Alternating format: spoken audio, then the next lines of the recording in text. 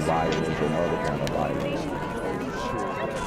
Get away! I could be at work, at school, in my car, I can still get shot by the police, but I can get shot anywhere. So it is what it is.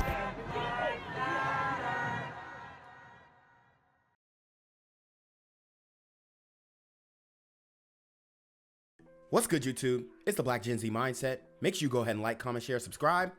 Let's get into the video. A 13-year-old girl is recovering this morning after being shot while walking her dog. It happened around 6 last night near 7 Mile Road in Reno on Detroit's east side. Police say the teenager was walking her dog when someone in an SUV and someone on an ATV four-wheeler. Uh-oh. You heard that. In an SUV and an ATV on 7 Mile Road, right by 8 Mile. Shout out to Eminem, right? But no, this wasn't a white rapper who did this. This wasn't a white rapper who did this. Look, I've done some stories about these bike riders and ATV riders, not only in Detroit, but in Philly, in Miami as well. We did the story on the bike riders and ATV riders who caused trouble on MLK Day. And a lot of the people in the community say the solution is we need to get them a park where they can ride their dirt bikes and ride their ATVs in peace. Our kings need to be able to do this and do that in peace. Bruh, I'm telling you, these dudes are not using these ATVs and dirt bikes for fun. Yeah, they can pop wheelies and they can do all these tricks, but these vehicles are perfect for, unfortunately, situations like this where they do drive-bys and pull-ups and all types of stuff. I mean, I'm just telling you the reality. These vehicles are a tool for these guys to be a little bit more discreet and be able to be more mobile, because they can ride it on the sidewalk. They can ride it through little shortcuts. I mean, I'm just telling you how it is, man. But the fact that you can't even walk your dog in the community, can't even walk your dog without encountering a super gremlin on Demon When Time. someone in an SUV and someone on an ATV four-wheeler began firing at one another. Both the girl and her dog were shot. Police say they are expected to be okay. But, you know, another tragic incident of... Where is PETA when you need him? Can PETA solve the crime issue in the community? Tragic incident of indiscriminate gunplay in the city of Detroit. And again, we have a very young child, very innocent child, doing absolutely nothing wrong. And I guarantee this was a innocent young black child. So don't forget that, Commander Eric Decker. It's a black child. And guess who's going to come out against these guys and tell on them and give these guys up so we can get them off the street? Nobody. Very young child, very innocent child, doing absolutely nothing wrong that suffers the effects of those gunshots. Right now, we don't have a lot of information. We're certainly looking at our video assets and camera assets in this area. The community is silent on this matter, but hopefully that changes. One person was arrested for driving through the crime scene. There are no word on what charges they might face, though. Did you have? Emotions did you have? I was surprised. Yeah. Did it make you scared at all? Yes. Kamari, a fifth grader at Schultz Academy for Technology and the Arts, says this red mark on his chin was left by a student firing some sort of weapon at him in school this past Wednesday. Detroit Public Schools Community District says it was an air gun. He brung it that day. He kept flashing it at people, and sometimes he put it in his pocket walking around with it. Kamari says he saw the child pointing the weapon at other students and says another child was hit in the forehead. As a parent, I had to process this because with all these shootings and all this stuff going on in these schools, this is something very serious. Kamari's mom says the first time she heard about the incident was from her child, not the school, which didn't sit well with her. She took the matter to DPSCD and wants to press charges. My son, he's terrified. He doesn't want to go to school. He's terrified to tell anybody at the school what's going on because nobody does anything. The district says the student has been suspended and will not return to the school. So these kids are bringing airsoft guns to the school, trying to scare people. And what does this remind you of? This reminds me of the Tamir Rice situation, where he was pointing the gun at people, then he got shot by the police, and everybody's wondering why they did that to him.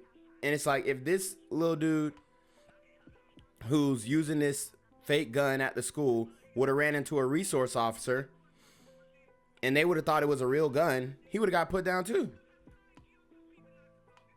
It's the reality. So this is what I talk about when I say that the community is intellectually dishonest. Adding, quote, a message was sent to staff and families last night after the investigation was completed. District protocols for handling the incident were not followed by school-based personnel and will be addressed internally. We are reminding all families. So we're going to blame the school instead of blaming the parent that raised the super gremlin who thought it was okay to bring a gun to school, a fake gun, thank God, but a gun nonetheless, and shoot a boy in the face. To check backpacks before students attend school each day and discuss with them the consequences of bringing a weapon to school. Hillary Golston, Fox 2 News. I'm here on the corner of MLK and Frederick Douglass, where a shooting just took place. And as you can see, it's a pretty rough area. So I'm basically risking my life reporting on this madness. So make sure you do me a favor and hit the subscribe button. Like the video, hell, share the video. And make sure you go ahead and leave a comment down in the comments section to continue the discussion on how we can find solutions to all this son violence in the streets. I'm Jenquavius Jackson, here live, reporting from Atlanta, Georgia, BGZM News 17. It's not all hip hop. I'm asked to turn our backs on murder music. Activists and clergymen. All right. Pastor Mo, this is the Detroit activist, one of these violence interrupters in Detroit. So, shout out to him for trying to do the work that's necessary. I'm not going to diminish what he's saying, but he said, we're going to try and stop murder music.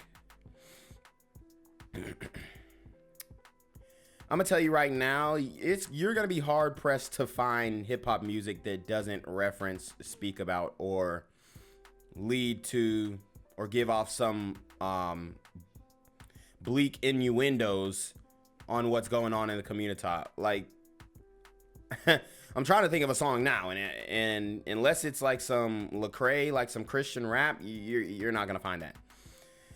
Now, as it goes for positive music, you can kind of reference guys like J. Cole, maybe Wale, Kendrick. He speaks on a lot of street stuff, so but obviously he's a conscious rapper as well. So there are some guys out there who are spitting those conscious bars, and they are some of the biggest hip hop artists. But there's so much more noise with the drill rap and these little dudes, and then the volume at which they make music. Like, because the music is so mindless, they can sit up there and make 20 songs in a day and just mess around. Excuse me, but they just mess around and just making random ad libs and stuff, and it can be a hit because they're talking about certain things in the community that are actively going on. Maurice Hardwick, better known as Pastor Mo, is convinced music that overly promotes senseless violence plays a crucial role in Detroit crime. So it's pushing our kids to be dangerous. It's celebrating the murder and homicide and robbery and treachery and savageness. And so I'm totally upset. I'm tired of it, and I won't be quiet about it. And shout out to Pastor Mo. But we've got guys like Jay-Z, Fat Joe, Meek Mill, and a host of other rappers who, I'm going to continue to say this because this is an issue. These guys over and over again are advocating to push legislation that will disable prosecutors from using confessions that these dudes put behind 808 beats in the court of law. So remember that when you speak about this issue, Pastor Mo. This is about elevation, not your little foundation. Pastor Mo is hoping to turn the tide with this Bars Over Bars program. And it's meaning rap bars over jail bars. An emphasis on rap lyrics heavy on substance, positivity, and uplifting the black community. A stark contrast, he says, from the kind of rap that's often heavily promoted. We're gonna show them much more than your personal situation. Build a pathway to success through hard work and dedication. This nation motivation, occupation domination. I like the bars on the old school beat. I'm gonna tell you right now, these young these young super gremlins aren't listening to this. He probably posted this video on YouTube and got less than 1,000 views. No disrespect, because I really enjoy this type of hip hop. But I'm telling you right now, these young super gremlins, the only type of music that they want to hear is if that music is on Demon Time. Those lines catching the attention of hip-hop heavyweight Fat Joe. Oh, wow. So we literally have Fat Joe in the comment section, but he's pushing legislation to enable these kids to continue to rap about the violence, but stop them from going to prison for it. Interesting. We're doing an interview tomorrow at 1 p.m. to talk about the why I made the song Bars Over Bars and that program about what it is to help stop the violence over hip hop. And for Pastor Mo, this emphasis on the impact of positive music is not just theory. He says he used it to top off the brokering of a truce between two groups of young men at each other's throats back in 2017. I was in the studio one day and I got a call to the studio, Pastor Mo, some boys out there getting ready to get into it, going to be a shootout. I came out, I began to talk to the young men. I began to tell them about that we are brothers and we shouldn't be under threat of each other. And I started asking, could I pray with them? They allowed me to pray with them, man. I said, if you guys would allow me. Wow, man. This brother is fearless, man. Shout out to Pastor Mo. Cause these super gremlins, and I pray that he's out here staying safe, because these super gremlins, there are some begrudging ones who will try and catch him lacking, and you know, a lot of these dudes would have crossed him out while he was praying. There are but man, shout out to this brother right here. This is a powerful man right here, for real. To take the two leaders and make a song called Squashing the Beef, MOB, which is money over beefing. I'll pay for the studio time. I'll get us on radio. I'll try to help change our life. And they said, for real, Pastor Mo? I said, it's for sure.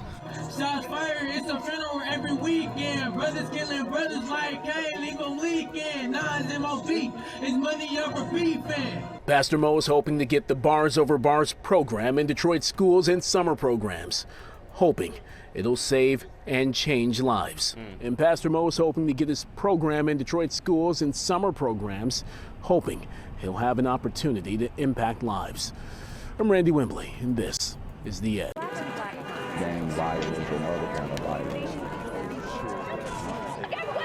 I could be at work, at school, in my car, and I can still get shot by the police. I can get shot anywhere. So it is what it is.